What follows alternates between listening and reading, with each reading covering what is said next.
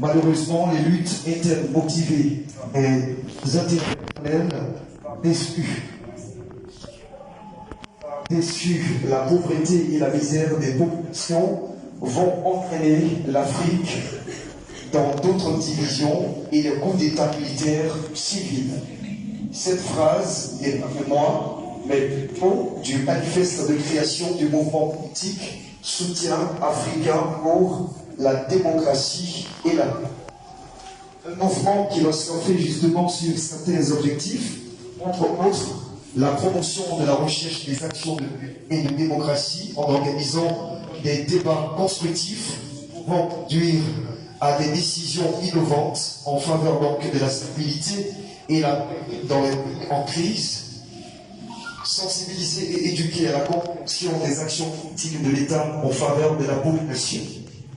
Mesdames et messieurs, nous sommes ici pour justement comprendre les raisons profondes de la création d'un tel mouvement, lorsque nous savons qu'il y a un contexte qui est aussi d'actualité, le Niger, les interventions militaires, l'implosion au sein de la CEDEAO. Je pense que ce sont entre autres des questions auxquelles vont donc répondre nos différents panélistes ici ce soir. J'aimerais donc ici saluer Monsieur le secrétaire général de ce mouvement, Monsieur Bertrand Daoré, administrateur civil chargé d'études au ministère des Affaires étrangères. Ça sera justement un bis. On va justement les saluer avec des ovations, s'il vous plaît. Nous allons également saluer Monsieur Venance Mahon, il est premier vice-président de ce mouvement, le soutien, voilà, africain, démocratie et la paix.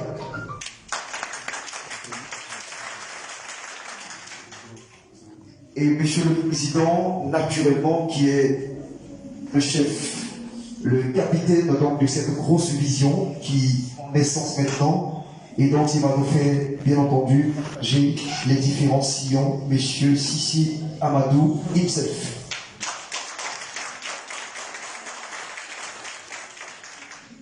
Est-ce que je peux avoir un autre cours, s'il vous plaît? Aidez-moi. Merci.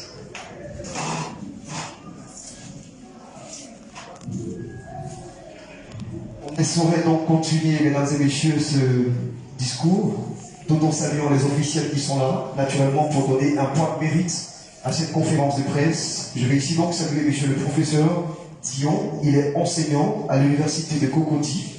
J'aimerais qu'on le salue, bien entendu. Mesdames et messieurs. Monsieur Cuyot, juriste et analyste politique, est avec nous également. On le salue. Merci pour votre présence. Monsieur Wakala Touré, administrateur civil cadre au RHDP, que j'aimerais qu'on salue. Et enfin, monsieur Jean-Charles Petit, expert en communication politique, président du Congrès ouest-africain pour la promotion et de la démocratie et du développement. Nous le saluons. Voilà. On va maintenant partir mettre les pieds dans le plat. Mais vous le savez, nous avons une mère patrie qui nous appelle par sa chanson, par ses émotions, par son son et aussi par ce qu'elle a comme histoire. Et c'est à juste titre que je vais vous inviter, mesdames et messieurs, à vous tenir sur vos pieds et nous allons chanter l'hôte, ou si vous voulez, l'hymne national de la Côte d'Ivoire. 3, 2, 1, c'est parti. Salut au terre d'espérance, pays de l'hospitalité, et les gens remplis de vaillance ont relevé ta dignité.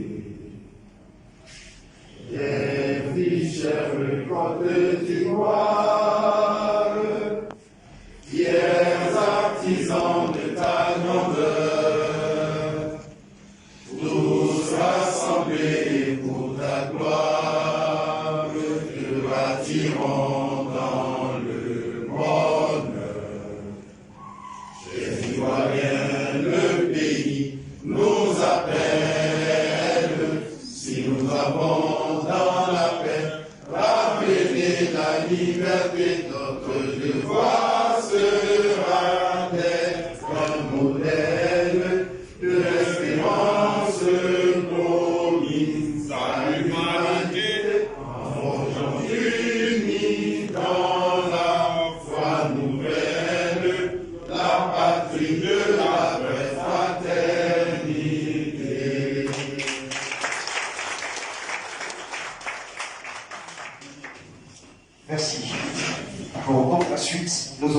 lecture du discours de Monsieur le Président Sissi Amadou, après quoi des questions des journalistes et également d'être présents ce soir. Mesdames et messieurs, je vais essayer donc donner toute la latitude à notre président de séance, président donc de ce mouvement soutien africain pour la démocratie et la paix, de prendre tout le temps et nous expliquer cette belle vision.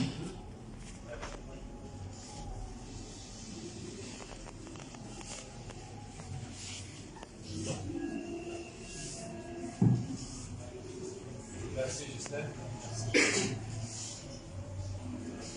Merci chers invités, peuple fier et solidaire d'Afrique, amis démocrates d'Afrique et du monde entier, distingués invités, partenaires de la presse nationale et internationale, respectables membres du SAPP, Soutien africain pour la démocratie et la paix, mesdames et messieurs. De 1950 à aujourd'hui, 45 des 54 États africains ont subi au moins une tentative de coup d'État, situant notre continent comme une zone particulièrement favorable à ce mode brutal et violent d'accession au pouvoir d'État. La première vague de coup d'État se situant de 1950 à 1990 était favorisée par la guerre froide et les jeux d'influence géopolitique et stratégique menés par les grandes puissances au sein d'un continent sociologiquement, culturellement et politiquement fracturé par l'esclavage puis la colonisation.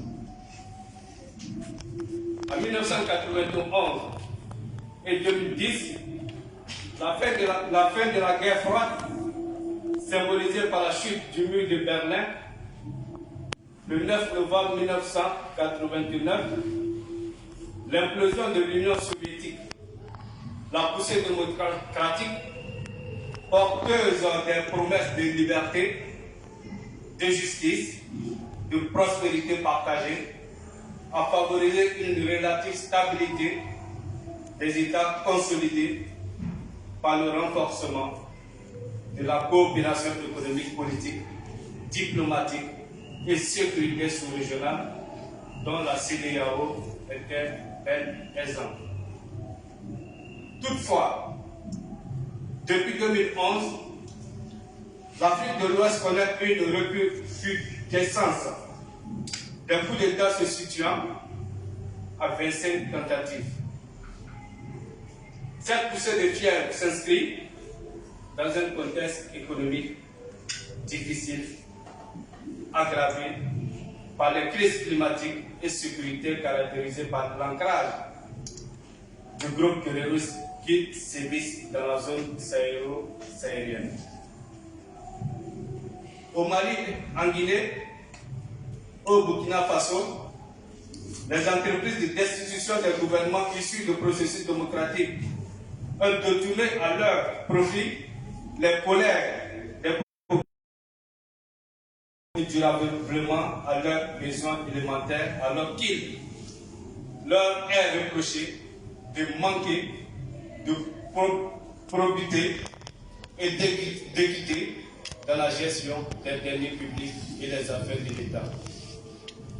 Ces coups d'État initiés par les militaires animés par de fortes ambitions politiques, personnelles, s'appuient sur un discours populiste, sulfuré et subversif en vue de se constituer une caution idéologique, morale, voire spirituelle, d'où se prévaloir une légitimité populaire acquise dans les rues à défaut de celle qui s'acquiert dans les yeux.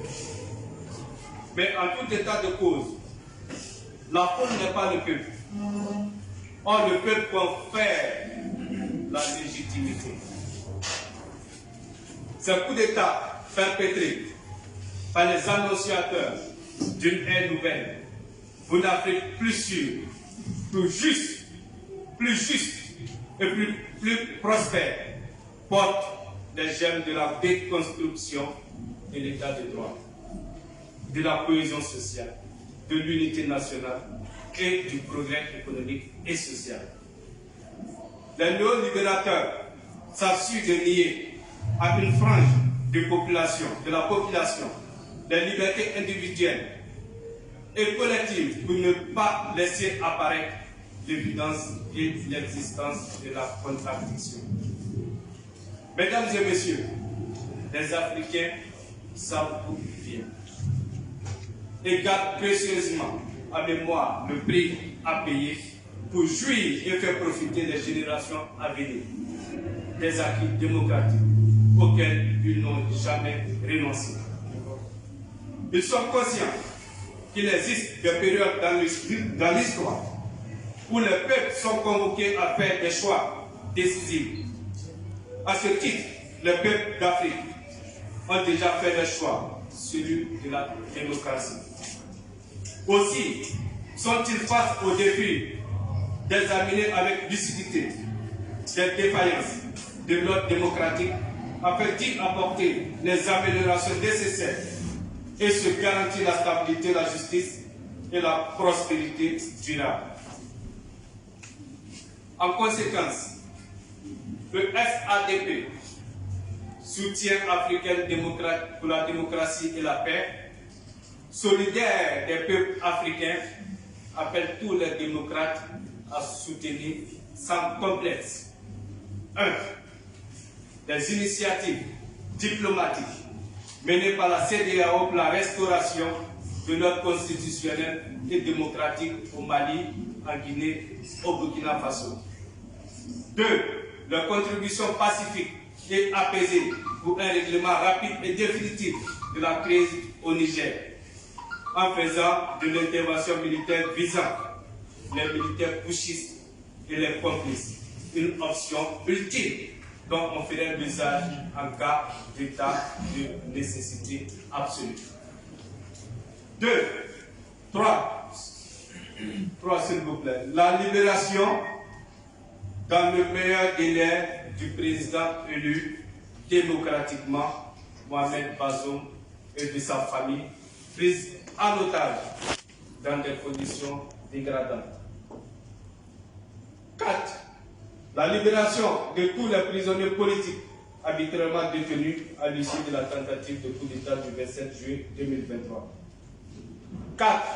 L'instauration d'un cadre permanent et actif de dialogue politique et social pour préserver les acquis démocratiques, la paix, la cohésion sociale et l'unité nationale au sein des États. 5. La mise en œuvre dans le meilleur délai de la force d'attente de la CEDEAO en vue d'apporter les appuis logistiques et stratégiques nécessaires aux armées nationales dans la lutte contre le terrorisme. La promotion, 6 s'il vous plaît, la promotion de la démocratie. La promotion de la démocratie, des valeurs républicaines et de la bonne gouvernance dans les écoles, les communautés et les armées avec l'implication des autorités militaires, politiques, administratives et traditionnelles. Je reviens également sur ce paragraphe parce qu'il est très important à souligner, parce qu'il faudrait beaucoup d'implications également en fait, de la part de nos militaires, de la part de nos politiques et de la part de notre administration et de la part de nos chefs coutumiers, de nos chefs traditionnels. Je reviens, c'est l'article 6 qui dit la promotion, la démocratie, des valeurs républicaines et la bonne gouvernance dans les écoles. Parce que nos enfants en ont besoin, depuis le bas âge jusqu'à l'adolescence. Il faudra cultiver également ces valeurs pour permettre également de ne plus avoir en fait, ces genres de scénarios qui sont les coups d'État perpétrés dans notre continent africain. 7. Intensifier la lutte contre la fraude et la corruption. C'est en cela que le soutien africain pour la démocratie et la paix, SADP, se propose de lutter contre toute forme de prise de pouvoir par des voies antidémocratiques et considère que l'homme ne peut être libre et s'épanouir que dans un état de droit. C'est-à-dire une société paisible organisée et basée sur des institutions politiques et administratives solides et développées, qui protègent les citoyens et leur assurent la sécurité et le bien-être social. Il s'agit donc pour SADP, Soutien africain de développement pour la paix, dont je suis le président, de réconcilier également l'Afrique avec les institutions, avec ces institutions, afin de créer et maintenir la confiance entre les peuples. Vive l'Afrique, la stabilité, la démocratie et la paix pour notre beau continent. Je vous remercie.